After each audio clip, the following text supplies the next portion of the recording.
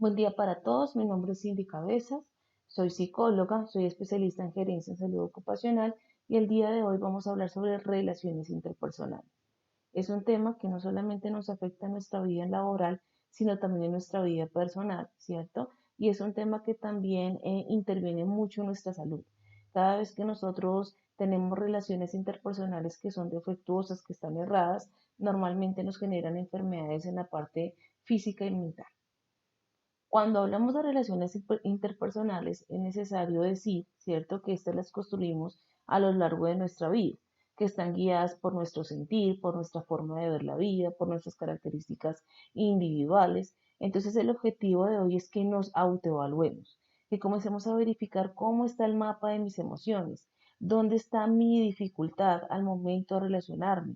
Si yo me encuentro, por ejemplo, satisfecha de cómo me comunico, o si la dificultad está cuando yo utilizo la irritabilidad, cuando yo utilizo la violencia para comunicarme con otros. ¿M? Dentro de esta evaluación también es importante establecer si yo me hago entender, ¿cierto? Pero si también entiendo a otros cuando nos comunicamos, si tengo dificultades en mis relaciones y si ya presento algunas dificultades, qué tengo que hacer y qué está en mis manos para empezar a mejorar. Por eso hoy venimos acá es para generar unos cambios genuinos frente a las relaciones interpersonales, para que éstas no nos generen alteraciones, ¿cierto? En el trato, en la forma en la que yo me comunico, pero que también más adelante no me generen alteraciones físicas en nuestra salud física y mental. Teniendo presente esto, tenemos que comenzar a evaluar cómo nos relacionamos, ¿sí? Entonces yo acá les voy a mostrar tres imágenes. En la primera, aparentemente una mujer que es trabajadora sexual. En la segunda, aparentemente un muchacho, ¿cierto? Que es como ladrón, que es como agresivo. Y en la tercera, un hombre de oficina. ¿Qué pasa? ¿Por qué les quiero mostrar estas imágenes? Porque resulta que nosotros tenemos, nuestro cerebro tiene una capacidad que se llama la capacidad de invención.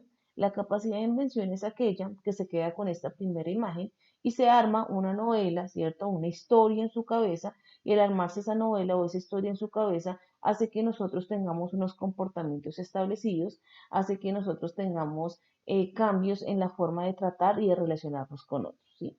Por ejemplo, si yo veo la primera o la segunda imagen y les pregunto a ustedes muy probablemente cómo se van a relacionar con ellos, muchos de ustedes me van a decir, yo huyo, yo no me quiero acercar a esa persona, voy a tener una conducta evitativa, ¿cierto? Porque voy a comenzar a tenerle miedo y esto es normal. Pero esto sí o sí nos engaña. ¿Por qué? Porque estas primeras imágenes normalmente no son lo que aparentan ser. Esto hace que yo me cree unos videos y unas novelas en mi cabeza que no son reales. Por ejemplo, si visualizamos la tercera imagen donde es un hombre, ¿cierto? O ejecutivo, que muy probablemente vuela rico, que muy probablemente tiene como que me genera confianza, y si yo me lo encuentro en un bus de servicio público y se sienta a mi lado, pues yo me siento confiado de que él esté aquí. Al sentirme confiado, pues le voy a estar tranquila, y ese nivel de tranquilidad le va a dar a él la oportunidad de poder robarme en cualquier momento, ¿cierto? De poder aprovecharse de esa confianza, y por esa razón es una de las estrategias que hoy por hoy utilizan muchos ladrones, ¿cierto? Vestirse bien y adecuado para ganarse la confianza de sus víctimas. Entonces, regla número uno para relacionarnos: no guiarnos por los estereotipos, no guiarnos por los juzgamientos, no guiarnos solamente por la primera imagen, sino que al contrario, lo que tenemos que hacer es esforzarnos por conocer la realidad. Esforzarnos, por ejemplo, por saber que en la primera imagen ella no es una trabajadora sexual, sino que es una actriz. Y yo le puedo preguntar desde hace cuánto trabajas como actriz, desde cuál es tu nombre, qué edad tienes, si te gusta tu profesión, etcétera, etcétera. Cuando yo les digo de no guiarnos por la primera imagen, es entender que la segunda imagen tampoco es un ladrón, ni es un muchacho que nos quiere hacer daño, sino que también es un actor, ¿cierto?, al cual le tomaron la foto, y poder conocer lo valioso que es el otro. Cada vez que yo me guío solamente por esa imagen, me estoy perdiendo oportunidades muy valiosas. Me estoy perdiendo la oportunidad de conocer a una persona, ¿cierto? Me estoy perdiendo la oportunidad de conocer a alguien con la cual yo puedo tener una relación muy fuerte, muy cercana, muy afectiva, y lo único que hago es evitar solamente por esa primera imagen que se crea en nuestra cabeza. Esas primeras imágenes o estereotipos generan también cambios rotundos en mi conducta. Entonces vamos a ver un videíto donde nos demuestran, por ejemplo, que hay una persona que se creó un video en su cabeza acerca del otro, ¿cierto? De que no lo va a saludar y demás. Y esa creencia hace que su cerebro lo convierta en una alerta real, ¿cierto? En un peligro real y tiene un comportamiento agresivo al momento de relacionarse. Entonces vamos a verlo. Me complacerá recibir al embajador trentino y ofrecerle en nombre de mi país la mano derecha de la amistad. Estoy seguro de que la aceptará como un gesto de buena voluntad. Pero ¿y si no lo hace? ¿Sería un desastre? Yo con la mano extendida y él sin aceptarla. Eso disminuiría mi prestigio. Yo, el presidente, desairado por un embajador extranjero. ¿Quién se ha creído que es? Viniendo aquí y dejándome en ridículo delante de mi pueblo. Piénsalo. Yo extendiendo la mano y esa llena extranjera negándose a aceptarla. Ese cerdo embaucador no se saldrá con la suya, eso te lo aseguro. Jamás se saldrá con la suya. Por favor. Bien, así que se niega a estrecharme la mano. ¡Puse! Entonces, esta persona ni siquiera conocía al embajador, no sabía cómo iba a reaccionar, si le iba a estrechar o no la mano, pero se creó en su cabeza un peligro irreal, ¿cierto? Su cerebro lo creyó, su cerebro cambió su conducta y al cambiar su conducta dañó completamente la relación que tenía con el otro. Por eso es tan importante no dejarnos guiar por esa imagen, no dejarnos guiar por los estereotipos y por estos videos que la imagen y el estereotipo generan en mi cabeza, que es lo que les digo, se convierten en peligros irreales que más adelante comienzan a dañar las relaciones. ¿Mm? Por eso es importante identificar cómo yo me relaciono.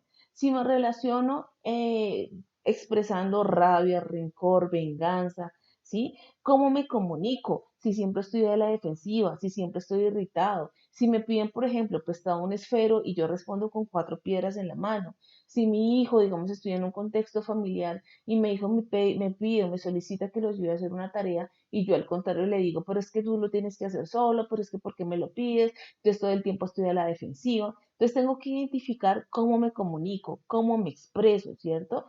Y también cómo expreso cuando necesito, cuando tengo una necesidad, cómo expreso cuando siento, por ejemplo, tristeza, rabia, enojo. Tengo que identificarme y aprenderme a escuchar. Cuando yo me aprendo a escuchar, comienzo a entender que hay muchas conductas, ¿cierto? Cuando yo comienzo a escucharme, comienzo a entender que hay un sinnúmero de cosas que tiene mi lenguaje, que tiene mi comportamiento, que sí o sí deben cambiar, porque lo que están haciendo es rechazar, ¿cierto? Dejar de lado a las personas que me rodean, lastimarlas en muchas ocasiones, dañando las relaciones y dañando aquello que me une con el otro. Por eso la importancia de aprenderme a escuchar. Cuando hablamos también de comunicación y de aprenderme a escuchar, también debo entender que a mejor comunicación, mejores relaciones. Pero ¿cómo me comunico mejor? Regla número uno también para comunicarme mejor, entender que todos tenemos diferentes percepciones. Entender que todos, que decía Descartes, que vemos la vida con unas gafas completamente diferentes. Y estas gafas están guiadas por nuestras experiencias, por nuestros aprendizajes, por nuestra cultura, ¿cierto? Y que lo que ve el otro no es exactamente igual a lo que yo veo. Cada uno de nosotros tiene una realidad, cada uno de nosotros tiene una percepción. Y no por ser diferente quiere decir que está mal y no por ser diferente quiere decir que es una mentira. Por ejemplo, en la primera imagen hay dos muñequitos, ¿cierto? Uno ve cuatro palitos y la otra persona que se las estoy señalando acá ve tres palitos. ¿Quién está diciendo la verdad? Los dos, ¿cierto? ¿Por qué? Porque resulta que todos los dos dicen la verdad dependiendo de la percepción que tengan en ese momento.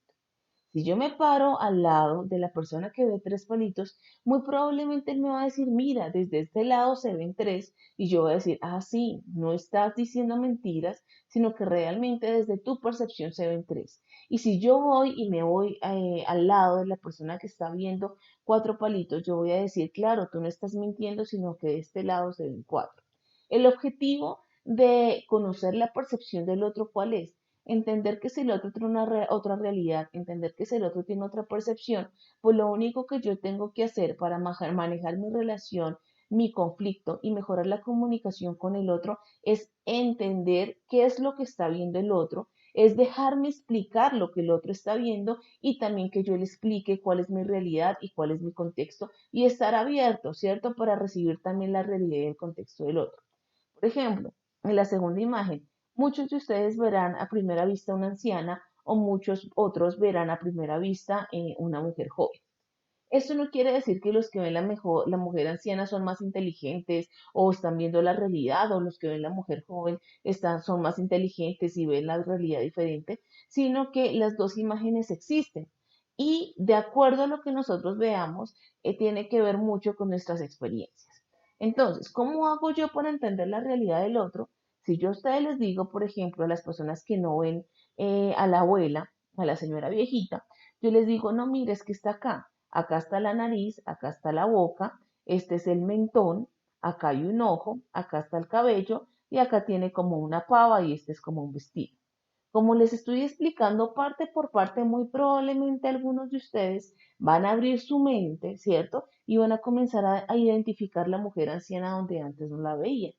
Ahora, las personas que no ven la mujer joven, les digo, está de perfil, este es el ojo, esta es como la parte de atrás del cuello, este es el cuello, ella tiene como una gargantilla, esta es la oreja, como les digo, este es el ojo porque está mirando hacia atrás, esta es una pluma que sobresale su cabeza, su cabello, una pava y el vestido. Entonces ahora comenzamos a abrir la mente de aquellos que no veían la mujer joven. ¿Cuál es el objetivo de estas imágenes y de lo que queremos ver el día de hoy? Que una de las herramientas más importantes para arreglar los conflictos, para arreglar también nuestras relaciones interpersonales, es la comunicación. Pero para que nosotros tengamos una correcta comunicación, para que nuestra comunicación sea veraz, ¿qué necesitamos? Conocer la interpretación, conocer la percepción y la realidad del otro. ¿Cómo hago para conocerla? Permitir que el otro me explique, permitir que el otro me diga cómo es su realidad y yo también explicárselo y decírselo. Y otra cosa que tenemos que hacer, como lo vimos en este momento, tener la mente abierta. Mente abierta, ¿por qué? Porque si el otro está viendo algo diferente a lo que yo estoy viendo, entonces yo lo que tengo que decir es, debo tener una mente abierta para aceptar el cambio, una mente abierta para ver otra realidad y una mente abierta para entender que la percepción del otro es diferente a la mía. ¿Mm? Teniendo ya presente lo que hemos visto sobre la comunicación, también vamos a hablar acerca de qué factores tiene la comunicación y cómo nos afecta al momento en que nos estamos relacionando con otros. La comunicación está compuesta por la mirada, por nuestra expresión facial, por nuestra postura corporal, por nuestros gestos y por la paralingüística, ¿cierto? Pero cuando yo tengo una comunicación con otra persona, muchas veces se daña la relación. ¿Por qué? Porque resulta que yo utilizo las palabras inadecuadas, el tono de voz inadecuado o un lenguaje corporal inadecuado. ¿M? Por eso es necesario comenzar a identificar qué es lo que pesa más en la comunicación, si son mis palabras o si es mi lenguaje o si es mi voz. En un experimento que hicieron, se identificó que lo que más pesa en la comunicación en un 55% es el lenguaje corporal.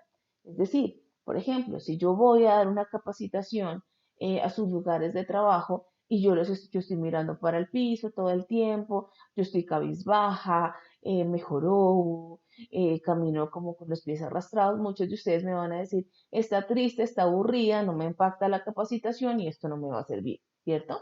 Entonces, el lenguaje corporal habla en un 55%. Entonces tenemos que identificar, por ejemplo, qué conductas no verbales tenemos en el momento de comunicarnos. Por ejemplo, el alzar la ceja, el mirar de arriba abajo, el utilizar, digamos, movimientos bruscos con nuestras manos, el no pararnos derechos. Sí, son muchas cosas que dificultan la comunicación. Entonces tenemos que tener en cuenta que el 55% de ella es lenguaje corporal.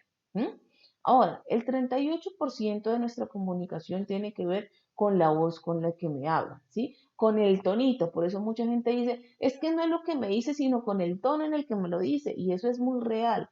El tono afecta mucho a las personas. Entonces, es diferente que mi jefe, por ejemplo, me diga, buenos días, ¿cómo estás? Te ves muy bien con ese vestido. A que me diga como, buenos días, ¿cómo estás? Pues se ve bien con ese vestido, ¿cierto? Entonces, el tono de voz expresa cosas completamente diferentes. Puede expresar alegría, puede expresar aburrimiento, puede expresar tristeza, ¿cierto? Pero también tenemos las palabras en un 7%. Si mi jefe me dice, Cindy, es que requiero un informe de ya para allá y como usted trabaja para mí, tiene que hacerlo, ¿cierto? Eso va a generar irritabilidad. Pero si mi jefe me dice, Cindy, necesito este informe de ya para allá y requiero que me ayudes. Tú eres la persona más idónea y capaz para realizar el informe. Yo sé que te lo estoy pidiendo muy pronto, pero por favor ayúdame y después gestionamos cómo arreglamos este tiempo extra que tú te estás quedando, ¿cierto? Allí las palabras tienen un impacto muy grande porque mi jefe, por ejemplo, en el segundo contexto que les hablé, en el segundo caso, él está utilizando un tono de voz, primero que es agradable y segundo tiene palabras que me motivan, tiene palabras que me levantan, tiene palabras que me recuperan y no al contrario, palabras que me castigan, como en el primer caso, donde me dice tienes que hacerlo porque tú para eso me trabajas o tienes que hacerlo porque para eso te pago, ¿cierto? Entonces utilizamos a veces palabras hirientes que también dañan la relación. Acá es importante también recalcar que una persona que es motivada, una persona que es alentada, que la levantamos como con nuestras palabras. Son personas normalmente que son más productivas, más felices, más capaces, hacen el trabajo con más calidad, ¿sí? Entonces, por esa razón, nosotros sí o sí tenemos que motivar con nuestra comunicación. No solamente en el contexto empresa, sino, por ejemplo, cómo motivamos en nuestra comunicación con nuestros niños. ¿Cuántas veces les decimos, excelente, lo hiciste muy bien? ¿Cuántas veces les decimos, no importa, puedes mejorar, pero adelante que yo te sigo apoyando, ¿cierto? Entonces, ¿cómo nosotros también utilizamos un lenguaje motivador para levantar, para motivar y para reconfortar a las personas que nos rodean?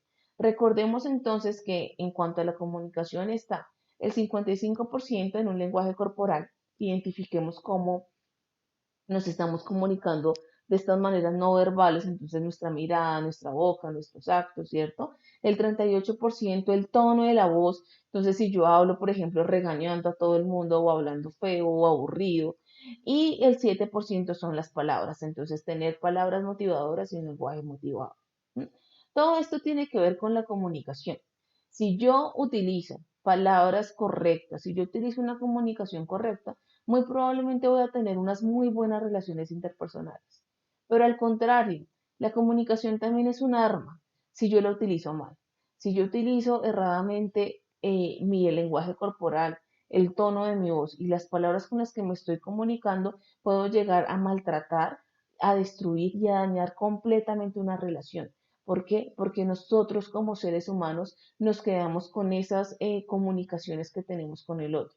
Muchas veces yo no me quedo en mi cabeza con el regalo, sino me quedo con la palabra hiriente, me quedo con la palabra que me hizo daño, me quedo con la palabra que muy probablemente me humilló, ¿cierto? Esas palabras casi siempre calan en nuestra emocionalidad y son las que nos generan la conducta.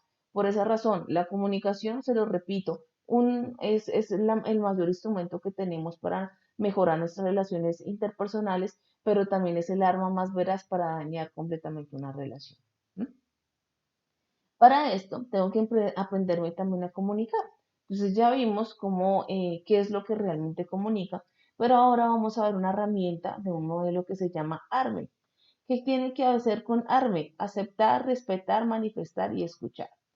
¿Qué me dice este modelo? Que si yo hablo del aceptar, yo tengo que tener coherencia en mis actos, es decir, todo lo que yo digo lo hago, ¿cierto? Tengo que reconocer y aceptar que hay cosas buenas y cosas negativas en la comunicación, ¿cierto? En el respetar, tengo que entender que las opiniones de los otros son exactamente igual de importantes a las mías. Tengo que aprender a escuchar, a reconocer al otro, a motivar al otro, ¿cierto? En el manifestar que tengo que tener autoconfianza, expresar libremente lo que siento, cuándo lo siento, cómo lo siento, ¿cierto? Decir cuáles son mis demandas y mis solicitudes, pero obviamente con una comunicación acorde, obviamente en el momento indicado, ¿cierto? Y con una comunicación asertiva. Porque de nada me sirve, ¿cierto? Comenzar a trabajar en el otro, respetarlo y sin simplemente cuando tengo una solicitud la realizo mal. Recordemos que todo esto es bajo una comunicación asertiva. Entonces, al manifestar, ¿qué tengo que hacer? Tengo que decir siempre lo que me está afectando. tengo que decir siempre cuáles son mis necesidades y qué es lo que yo quiero llegar a hacer. ¿M? Y por último, el escuchar, donde está la orientación activa, el identificarme con el otro, el olvidar mi libertad y entender y tener una mente abierta para entender la libertad del otro, ¿cierto?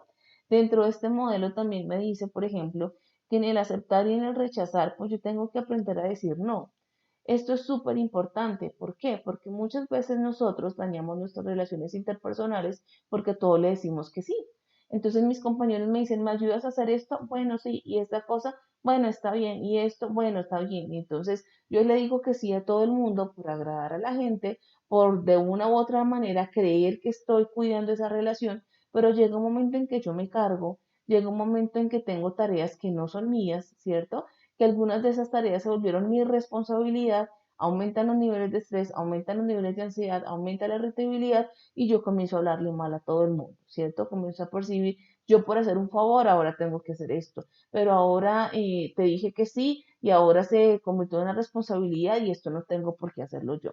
Entonces, tenemos que aprender a decir no de la manera correcta, obviamente, de una manera asertiva y adecuada, pero sí tenemos que aprender a decirle no a las personas, no solamente en nuestro contexto laboral también, sino en nuestro contexto personal. Cada vez que nuestro hijo nos pide cosas, también tenemos que aprenderles a decir no, porque las cosas también se ganan, ¿cierto? Y esto también fomenta las relaciones. ¿M? Aparte, fortalecer y ser coherentes de lo que hablamos, ya lo dijimos. En el respetar, pues tenemos el comunicarnos a nivel de mi interlocutor.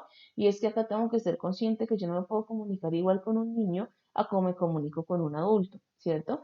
Que el nivel de confianza va a ser diferente en mis palabras cuando yo hablo con mi mejor amigo a cuando yo hablo con mi jefe inmediato. Entonces, aprender a comunicarme de acuerdo a mi interlocutor. ¿M? Valorar las opiniones y sentimientos también de mi interlocutor. Entender que el que me está escuchando no es un robot, es una persona. Y si es una persona, pues también siente, también le afecta. Entonces, como eso, yo también lo puedo sentir, valorar y opinar. ¿M? Eliminar prejuicios y supuestos, y esto era algo que también ya habíamos hablado al principio, cómo yo debo eliminar esos primeros prejuicios y esos supuestos que yo me armo en mi cabeza que casi siempre generan conflicto. ¿M?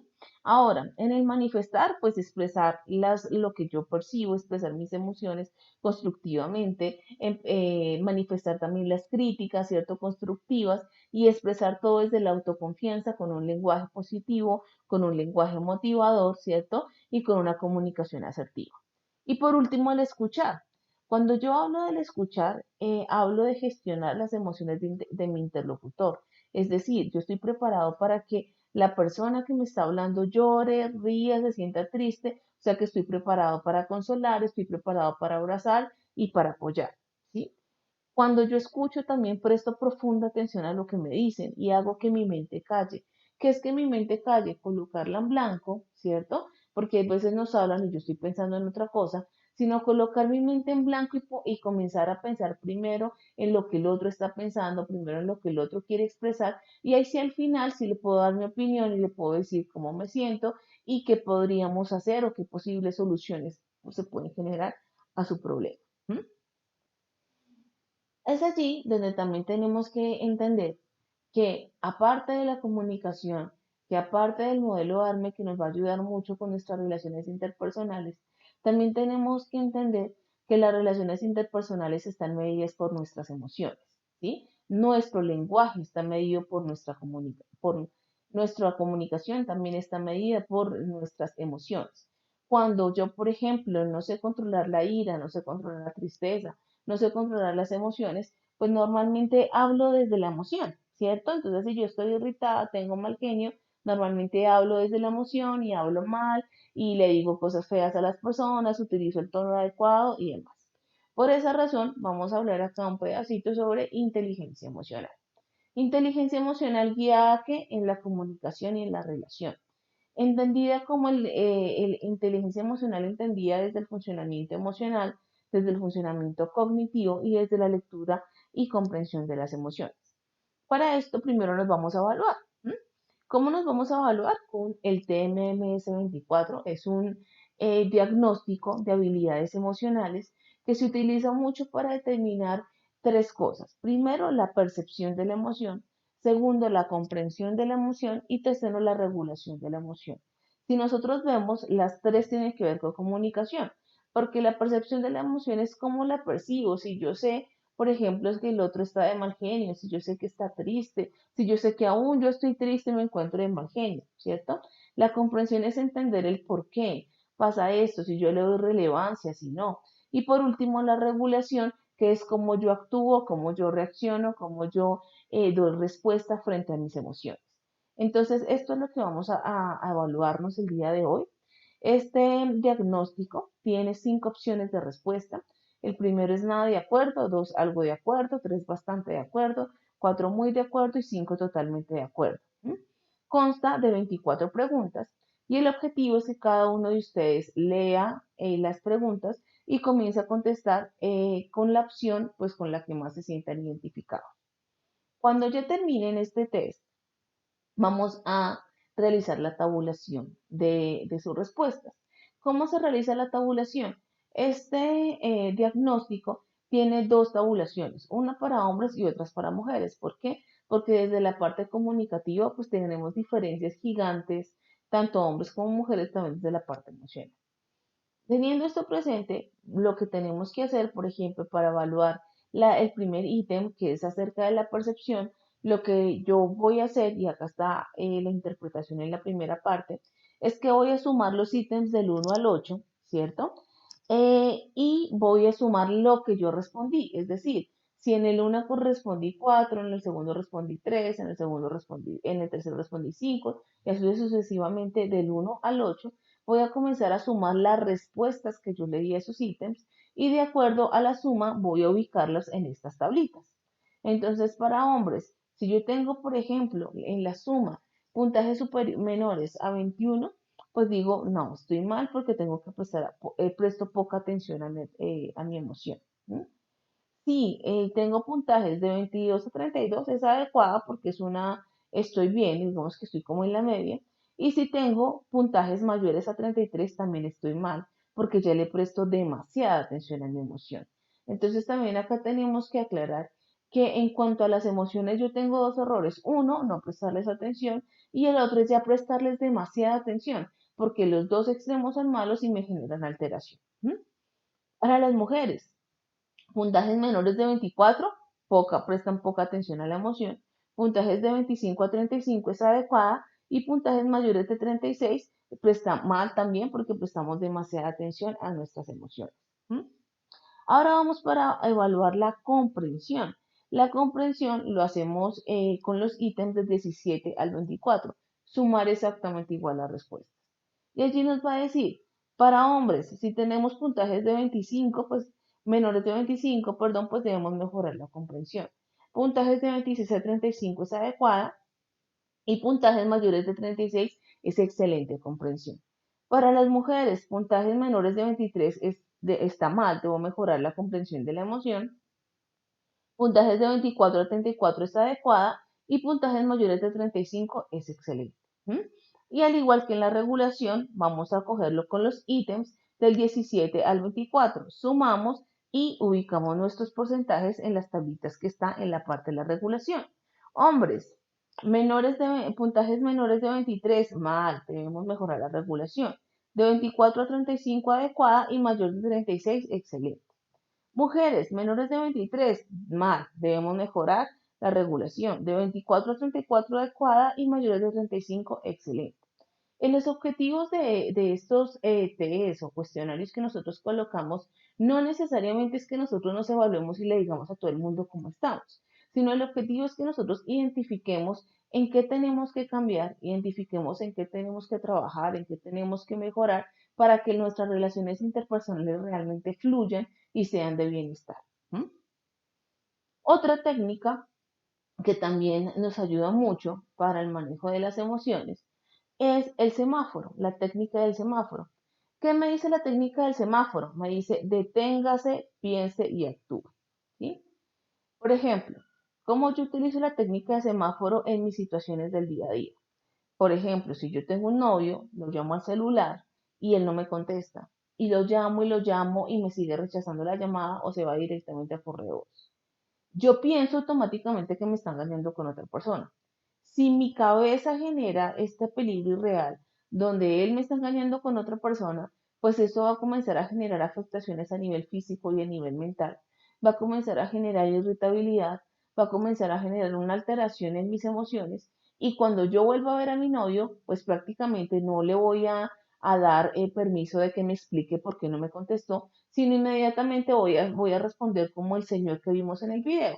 Te le voy a decir, pero usted dónde estaba, pero por qué no me contesta el celular, porque es así, claro, estaba con la otra y no me dijo, ¿cierto? Entonces, no le doy la oportunidad de que explique, sino que automáticamente me creí el video y me creí el peligro real que quedó en mi cabeza y al creérmelo, pues afecté, dañé y maltraté la relación que tengo con mi novio. ¿M? Otra situación, por ejemplo, en la vida real. Llego a mi casa, 10 de la noche, me dicen que mis hijos se fue con uno de sus amigos y no llega. Entonces yo comienzo a pensar, no, es que le pasó algo, lo robaron, lo atracaron, lo hirieron, no me llama, lo llamo, no me contesta, ¿cierto? Y cuando llega ya mi hijo, entonces mi conducta va a ser como, ¿qué te hicieron? ¿Qué te pasó? ¿Te lastimaron? Y mi hijo está completamente bien, no le pasó absolutamente nada, estaba con sus amigos. Entonces, el objetivo de esta técnica, ¿cuál es? Que yo no permita, ¿sí? Que mi comportamiento fluya solamente con lo que pasa en mi pensamiento. Es decir, lo primero que llega a mi pensamiento es, me está engañando. Lo primero que llega a mi pensamiento es, a mi hijo lo hirieron. Lo primero que llega a mi pensamiento es, está con la otra, ¿cierto? En ese momento yo tengo que parar, tengo que detenerme. ¿Para qué? Para que mi cerebro no siga creando esa imagen o ese peligro irreal, ¿cierto? Para que mi cerebro no se lo crea, ¿sí? Y yo comience a tener gestión de lo que estoy pensando. Por ejemplo, yo ya no tengo que pensar en, no, es que me está engañando, está con la otra, sino que puedo decir, bueno, ¿será que de pronto se le apagó el celular? Bueno, ¿será que se encontró con un amigo? Bueno, es que de pronto dejó el celular en el carro, dejó el celular en la otra chaqueta. Comenzar a pensar positivamente en otro contexto y no necesariamente en aquel peligro real que va a modificar mi conducta, ¿cierto? Entonces, la luz roja, ¿qué me dice? Detente, no sigas pensando en eso. La luz amarilla, lo que me viene a decir es piensa diferente, investiga qué es lo que pasó, comienza a preguntar por qué pasó eso, por qué reaccionó de esta manera, voy a esperar mejor que él llegue y que me explique, ¿cierto? ¿Qué puedo hacer ahora? ¿Con quién puedo hablar? ¿A quién más puedo llamar? Entonces la luz amarilla son como las oportunidades que tengo para poder reaccionar de otra manera. ¿M? Y la luz verde es la que me va a permitir actuar. Así es como me dice, la luz verde me dice actúa, que ya pensaste, ya respiraste, ya te relajaste y vas a poder actuar de una manera adecuada esperando que el otro te explique qué fue lo que pasó. ¿No? Entonces la técnica del semáforo se utiliza mucho para eso. Primero, para regular mi emoción. Segundo, para arreglar mi comunicación. Y tercero, para no dañar mis relaciones interpersonales. ¿Mm? Otra técnica que también me ayuda mucho es escuchar realmente a otros. Entonces, esto es un ejercicio que les dejo como tarea cuando ustedes tengan una próxima conversación con amigos o conocidos. ¿Qué tienen que hacer? Primero, quedarse callados. Cuando yo me quedo callado, debo mirar a los ojos a la persona que me está hablando, no mirarle los zapatos, no mirar para otro lado, sino tener una mirada constante en sus ojos. ¿Mm? Dejar que mi mente solo se concentre en lo que el otro me está contando. Entonces, prácticamente dejar mi mente en blanco para poder concentrarme en el otro. ¿Mm? Hacer preguntas sobre la temática tratada. Entonces, preguntar cómo fue, qué pasó, cómo te sentiste. ¿Mm? Identificar los sentimientos del otro por el hecho ocurrido. Entonces, te sentiste triste, de pronto si se pone a llorar, entonces que nosotros lo podemos consolar. ¿M? Y por último, dar mi opinión y posibles soluciones y pensar sobre el hecho. Entonces, de nada sirve que el otro me cuente y que yo me quede callado, sino que al contrario, que el otro me cuente y yo le pueda dar estas soluciones, yo le pueda dar mi percepción y le pueda decir, oye, mira, desde mi experiencia yo creo que puedes hacer eso. ¿M? Por último, algo que nos ayuda mucho también para manejar nuestras relaciones interpersonales es colocarle límite a estas relaciones. Entonces, primero, ya lo habíamos dicho, aprender a decir no. Segundo, no tomarme las cosas personales. Cada vez que yo me tomo algo personal, comienza a afectarme mucho más se comienzan a generar una inestabilidad en mis emociones y obviamente la relación se puede dañar y maltratar. Entonces, nada personal, si pasa a la otra persona y me miro mal y yo pienso que es porque, no sé, la ropa, la forma de ser que yo tengo, me puede estar perdiendo un montón de oportunidades de conocer al otro simplemente porque me lo tomé personal y creo que es conmigo. ¿M? Otra cosa que nos va a ayudar es aprender a recibir las críticas, ¿m? A tener empatía y a respetar. Estas son algunas cosas que ya habíamos nombrado en el modelo ARDE. ¿M? Y por último, entender que las relaciones interpersonales están guiadas por las destrezas sociales, ¿cierto? Por la motivación, el impulso, el autocontrol de mis emociones, ¿sí? La autoconciencia también y la correcta autovaloración que yo tengo. Y por último, la empatía, que es el comprender al otro. O sea, las relaciones no solamente las tengo yo, sino que están guiadas por la comunicación con otra persona. ¿M? Y quiero dejarlos con estas dos imágenes. Esta donde me dice que a veces en la vida todo es una zona de confort, a veces está bien, ¿cierto? Pero muchas veces llegan los conflictos. El conflicto es normal que llegue a todas las relaciones interpersonales. El objetivo no es que yo me centre en el conflicto, en lo malo. El objetivo es que yo me centre en la oportunidad. El conflicto puede generar la oportunidad de cambio, el conflicto puede generar la oportunidad de sincerar la relación y el conflicto normalmente es positivo si yo lo tomo adecuadamente. ¿Mm?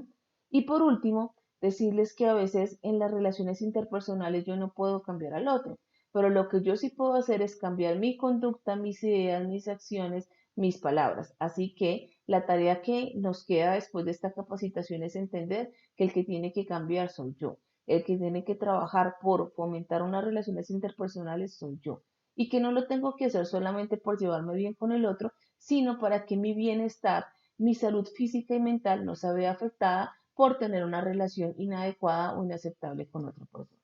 Bueno, entonces muchas gracias por estar conectados, muchas gracias por este tiempo en el que estuvieron acompañándonos. Esperamos que más que les guste esta capacitación es que la pongamos en práctica, porque recordemos que una mala relación puede enfermarnos. Bueno, muchas gracias, soy Cindy Cabezas, espero verlos en otro momento.